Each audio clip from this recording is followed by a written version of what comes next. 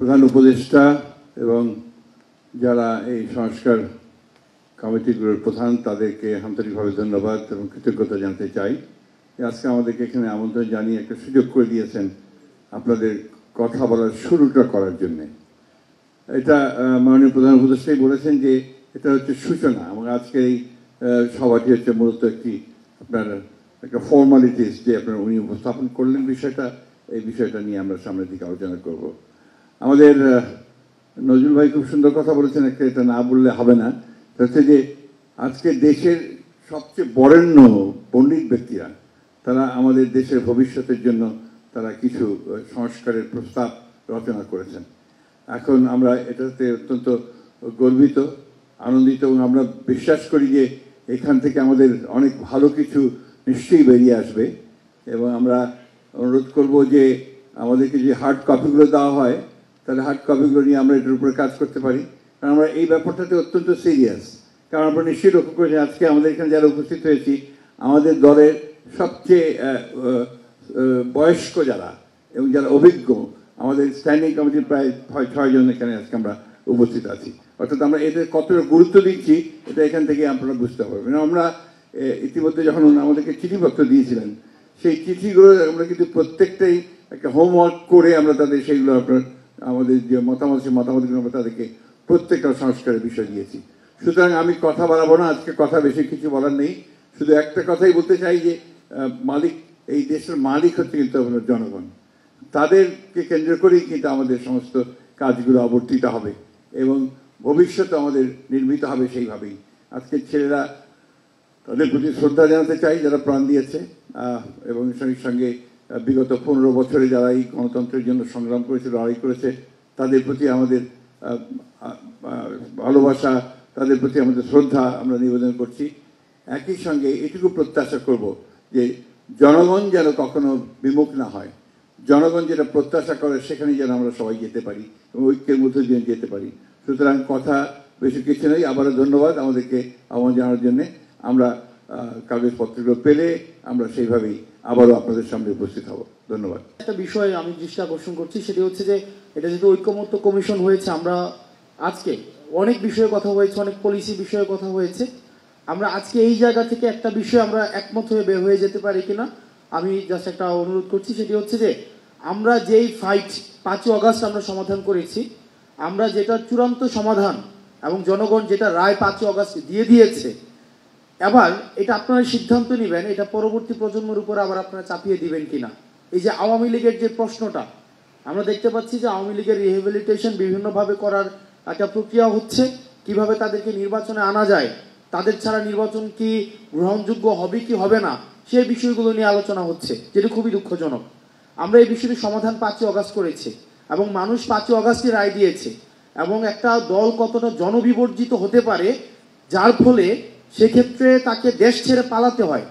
আমরা যখন মিডিয়াতে দেখি আমরা কিন্তু দেখি যে সাবেক প্রধানমন্ত্রী দেশ ত্যাগ করেছেন এভাবে লেখা হয়, কিন্তু আসল সত্যটা হচ্ছে উনি দেশ থেকে পালিয়েছেন। একটা দেশ থেকে কত জনবিবর্জিত হলে একটা দেশ থেকে এবং পৃথিবীর ইতিহাসে একটা বিরল নজির, যে ক্ষেত্রে আমরা দেখেছি যে গণভবনের প্রধান এবং হচ্ছে বাইতুল মোকাররমের প্রধান দুইজন একসাথে দেশ থেকে পালায়।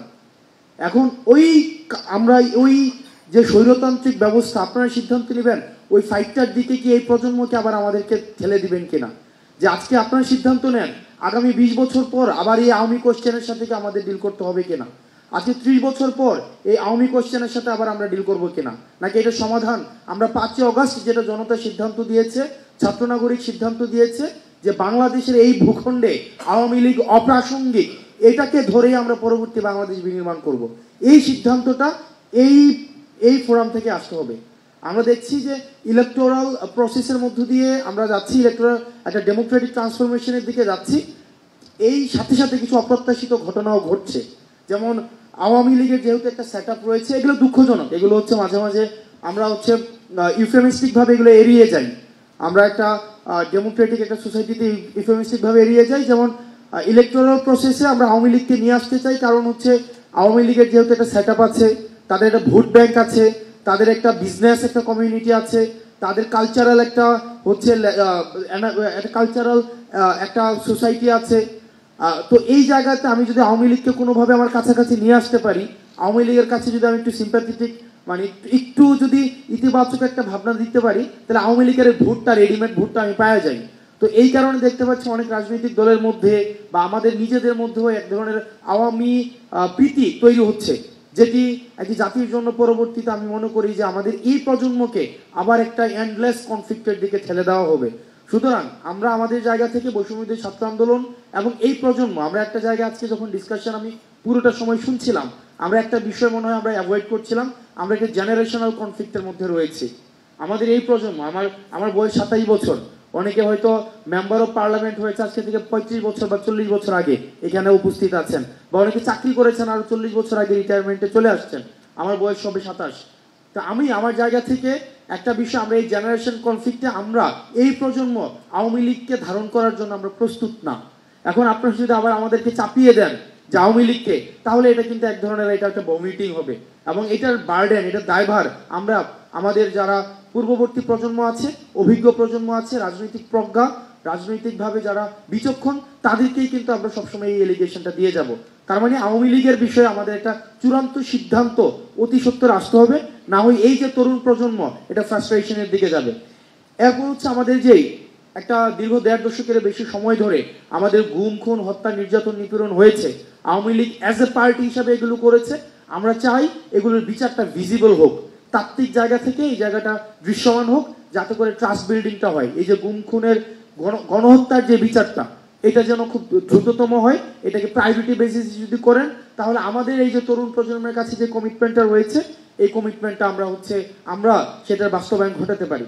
আর সর্বশেষ যেটা হচ্ছে যে আমরা এটাকে টার্মিনোলজিতে যেটাই বলি না কেন, বিপ্লব বলি, এটাকে হচ্ছে গণ অভ্যুত্থান বলি, এটা তাত্ত্বিকতার জায়গা, এটা তাত্ত্বিকটা নির্ধারণ করবে যে বিপ্লব বা গণ অভ্যুত্থান যে বিষয়টা। কিন্তু আমরা যেটাকে এক্সপিরিয়েন্স করেছি, আমরা মনে করি এটার একাডেমিক এবং এটার অ্যাডমিনিস্ট্রেটিভ ইনস্টিটিউশনাল এটার অ্যাকনোলেজমেন্ট প্রয়োজন। এই ইনস্টিটিউশনাল অ্যাকনোলেজমেন্ট যদি না হয়, পরবর্তীতে দেখা যাবে রাজনীতির সুবিধার্থে এটাকে ডিজোন করার একটা প্রবণতা আবার আসতে পারে। সেই জন্য জুলাইয়ের যে ঘোষণাপত্র, এই জুলাইয়ের ঘোষণাপত্রটা এটা আপনারা উদ্যোগ নিয়ে এটা হচ্ছে বাস্তবায়ন করবেন, এটা আমাদের এই প্রজন্মের প্রত্যাশা। আমি কোনো রাজনৈতিক দল হিসাবে আমি কাউকে বিবেচনা করছি না, সেটা হচ্ছে আমরা ফেসিবাদ বিরোধী যে রাজনৈতিক দলগুলো ছিল, আমরা সবাইকে ফেসিবাদ বিরোধী রাজনৈতিক শক্তি হিসাবে দেখতে চাই। আপনাদের কাছে আমাদের প্রত্যাশা, এই জুলাই ঘোষণাপত্রটা যেটা উচিত ছিল আপনাদের পদক্ষেপ নেওয়া, যে ক্ষেত্রে আমার কাছে মনে হয়েছে যে তরুণরা যেহেতু এই পদক্ষেপটা নিয়েছে, এখন আপনারা দায়িত্ব নিয়ে সেটাকে বাস্তবায়ন করার জন্য আপনারা পদক্ষেপ নেবেন, এবং সংস্কারগুলো যেগুলোকে আমরা বলছি সংস্কার, এগুলোর দৃশ্যমান আমরা খুব দ্রুততম সময়ের মধ্যে দেখতে চাই, যেটির মধ্য দিয়ে আমরা তরুণ প্রজন্মের যে ট্রাস্ট বিল্ডিংটি সেটি হবে। আপনাদের সবাইকে ধন্যবাদ। আসসালামু আলাইকুম। যাদের সুযোগ্য নেতৃত্বে এই বাংলাদেশ অথবা আগামী বাংলাদেশ, সে সমস্ত প্রাজ্ঞ বিজ্ঞ রাজনীতিবিদবৃন্দ, আসসালামু আলাইকুম রহমতুল্লাহ। আজকের প্রোগ্রামটি তো বক্তৃতার নয়, সেটা তো বারবার দৃষ্টি আকর্ষণ করা হচ্ছে, এবং সংস্কারের যে সমস্ত উপাদান আছে সেগুলি নিয়ে আমি আলোচনা করতে চাই। আমি ধন্যবাদ জানাতে চাই এই সরকারকে আজ হল, এবং এই সরকারের সংস্কারে যারা প্রতিনিধিত্ব করছেন তাদেরকে। আমি মনে করি সরকার এ বিষয়ে সঠিকভাবেই এগোচ্ছে, এবং যে প্রক্রিয়া ওনারা আগাচ্ছেন, আলাদা আলাদাভাবে কমিটি করেছেন, আমাদেরকে সেইভাবে অবহিত করেছেন, আমাদের সংস্কার প্রস্তাবের জন্য আহ্বান করেছেন। প্রত্যেকটি সংস্কার কমিশনের পরে আবার একটা শর্ট কমিটি করেছেন সেগুলোকে সিনক্রোনাইজ করার জন্যে। তারপরে আজকে এটাকে প্রাথমিক ইনফরমেশন বা শুরুটা করেছেন, এরপরে ইন্ডিপেন্ডেন্টলি এবং ইন্ডিভিজুয়ালি পার্টি ওয়াইজ আবার এক্সচেঞ্জ করবেন, বলে this is the proper way. এরপরে আবার যত একটা প্রোগ্রাম এখানে হতে পারে এবং আমরা ঐক্যমত্যে পৌঁছব।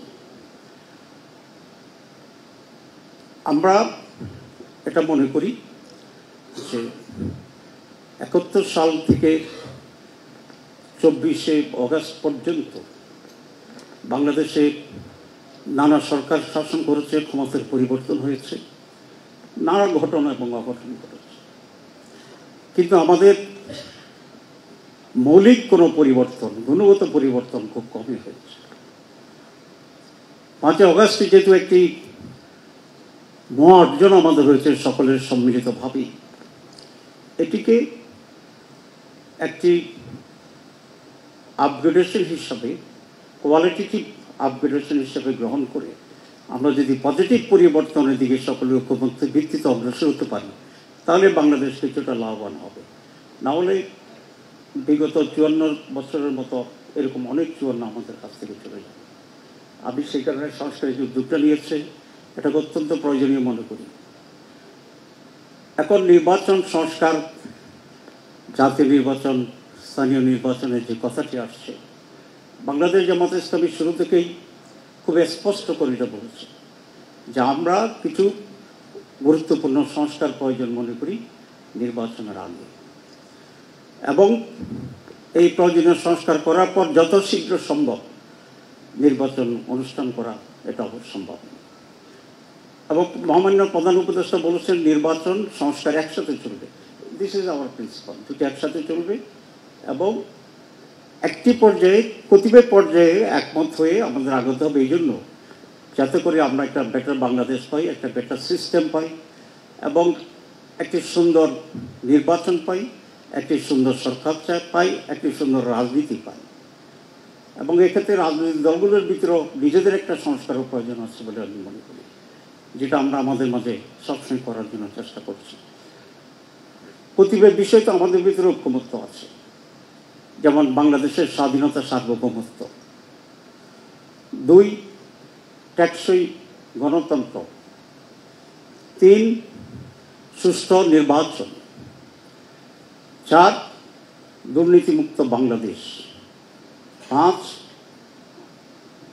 ন্যায়ের শাসন এবং সকলের জন্য ন্যায় বিচার পাওয়ার গ্যারান্টি।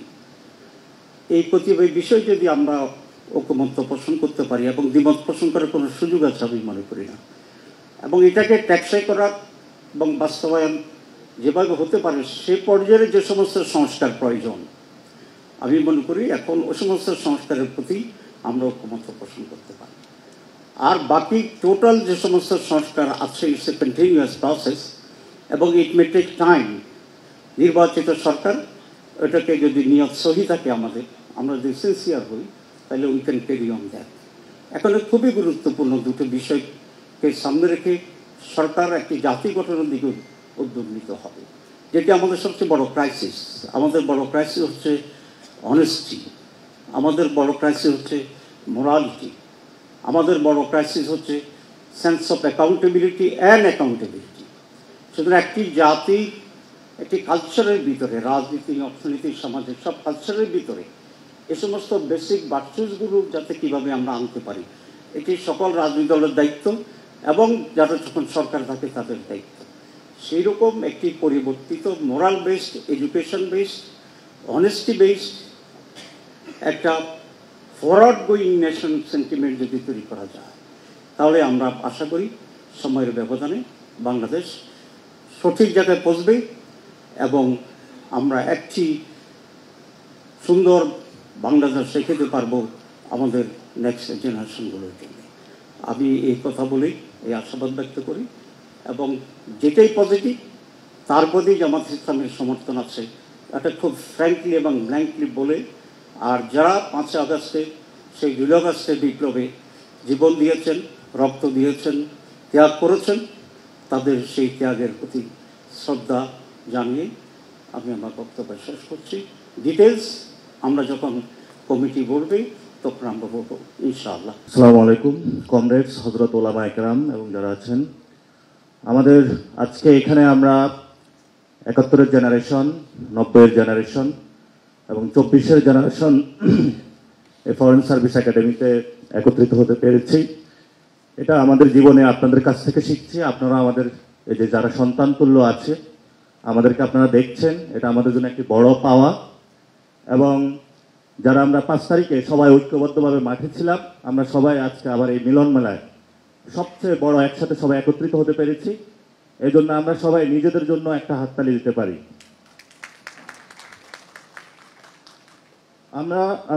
আমার 6 মাসের একজন বেবি রয়েছেন, তো মেয়ে। আমি গ্রামে গিয়ে তার সার্টিফিকেট করার জন্য অনেক হেনস্থার শিকারী হয়েছে বলতে বলে। তা আমাদের যিনি ইউপি চেয়ারম্যান রয়েছেন উনি এখনও আওয়ামী লীগের নিয়োগকৃত, এটা বাতিল হয় নাই। তো আমি তাকে ফোন দিয়ে পাচ্ছিলাম না, আমার বাবাও তাকে অনেক খোঁজাখুঁজি করতে পায় নাই। তা আপনারা কে আগে কে পরে এই বিষয়গুলো নিয়ে আজকে অনেক কথা বললেন, অপ্রাসঙ্গিক বিষয়ে বলে রাখি কিভাবে সমাধান করবেন, তবে যাতে আমরা এই সেবাগুলো পাই সেগুলো আপনারা একটু বিবেচনায় রাখবেন। তা আজকের যে উদ্দেশ্য করে আজকে আমরা এখানে একত্রিত হয়েছি এবং মাননীয় প্রধান উপদেষ্টা আমাদেরকে সবাইকে আমন্ত্রণ করেছেন এবং এখানে যারা বিজ্ঞজনেরা রয়েছেন তাদের দীর্ঘ জীবনের এক্সপিরিয়েন্স অনুযায়ী হেড হিসাবে সংস্কার কমিশনগুলোতে কাজ করেছেন। আজকে ওনারা আমাদের কাছে ডেকেছেন যে আমাদের একটা সাপোর্ট চাচ্ছেন। তো আমরা জাতীয় নাগরিক কমিটি এবং ছাত্রদের পক্ষ থেকে আমরা ফুল সাপোর্টে আছি এবং আশা করি আপনারাও এটা সাপোর্টে থাকবেন। কিছু মতনৈক্য হতে পারে, কিন্তু আমরা সবাই কিন্তু রিপোর্টগুলো ওনাদের কাছে পাঠিয়েছি। তো আমরা সবাই জানি আসলে সবগুলা দলের মধ্যে এখানে একটা আন্ডারস্ট্যান্ডিং বা বোঝাপড়া আছে। আমরা প্রতিনিয়ত রাজপথ বা বিভিন্ন ফোরামে আড্ডা দিয়ে থাকি। তো আমরা কে কি বলবো সবাই কিন্তু জানি। তো ঐক্যমতের জায়গাটা কি সেটাও আমরা বুঝি, কে কার বিরোধিতা করবো সেটাও আমরা বুঝি। তাহলে আমরা কমিশনগুলোতে বসতে পারি, বসে আলোচনার মাধ্যমে দ্রুত দেশের একটি সংস্কার পর্যায়ে নিয়ে আসতে হবে। কারণ গত 53 বছরে বাংলাদেশের এমন কোনো প্রতিষ্ঠান বিরাজমান নাই যে একটি প্রতিষ্ঠানকে আঁকড়ে ধরে বাংলাদেশকে সামনে আমরা এগিয়ে নিয়ে যেতে পারবো। তো স্যার এখানে দায়িত্ব নিয়েছেন, উনি একটা ভাঙ্গা ঘর পেয়েছেন যার মধ্যে বৃষ্টি পড়ে, কিন্তু এই বৃষ্টির মধ্যে ঘুমাচ্ছেন। তো আমরা যদি এই ঘরটা নির্মাণ না করে দিয়ে যেতে পারেন তিনি, ভবিষ্যতে আমাদের কপালে দুর্দশা আছে। তো 5টি বিষয় আজকে কথা বলবো, যেহেতু টু দা পয়েন্টে কথা বলার জন্য বলা হয়েছে। সেটা হলো প্রধান উপদেষ্টা যে জুলাই চার্টারের কথা বলেছিলেন, আমাদের কিন্তু এই সংস্কারের সব কমিশনের সহ একটি সুন্দর জুলাই চার্টার প্রয়োজন এবং এই জুলাই চার্টার যে করব আমরা সেটার একটি আইনি বাধ্যবাধকতা প্রয়োজন। কারণ পরবর্তী যারা সরকারে আসবেন তাদের কিন্তু এই কাজটা চালিয়ে যেতে হবে। আমাদের স্বল্প মেয়াদী যে সংস্কারের কার্যক্রমগুলা স্যার শুরু করে দিয়ে যাচ্ছেন আমাদের সবাইকে, কিন্তু শেষ করার দায়িত্ব হলো আমাদের। স্বল্প মেয়াদী যে সংস্কার কার্যক্রম রয়েছে সেগুলো স্যার চালু করে দিয়ে যাবেন, আমাদেরকে একটি সুন্দর বাংলাদেশ উপহার দিবেন।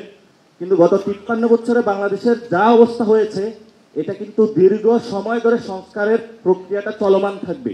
সেই সংস্কার প্রক্রিয়াটা চলমান থাকার জন্য আমাদের যেমন একটি চার্টার প্রয়োজন, সেই চার্টারের আবারই হলো একটি আইনি বাধ্যবাধকতাও প্রয়োজন। এটা আপনারা হলো সবাই ভেবে দেখবেন এবং আশা করি স্যারও এই বিষয়ে ভেবে দেখবেন।